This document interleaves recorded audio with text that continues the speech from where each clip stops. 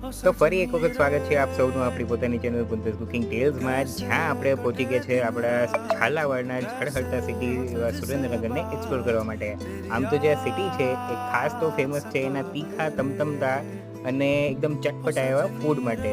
એટલે જ તો નોવેલ્ટીના પરાઠા શાક હોય કે પછી રાજેશનો ગરમા ગરમ નાસ્તો અને સમોસા, નિધિયાનાનું સાઉથ ઇન્ડિયન ફૂડ હોય કે હોય કે પછી રેપ્સ, વેલકમના ઢોસા હોય કે હોય પછી વડા સંભાર, અહીંની દરેક વસ્તુ એટલી ફેમસ છે ને, તો તમે એકવાર ખાશો તો એના દીવાના થઈ જશો. એટલે જ તો લોકો ફક્ત સુરેન્દ્રનગર પોતાના શહેરમાંથી જ નહીં, પરંતુ આસપાસના શહેરો જેમ કે બોટાદ, લીંબડીથી ખાસ અહીંની જે ખાણીપીણી છે તે માણવા આવી રહ્યા છે.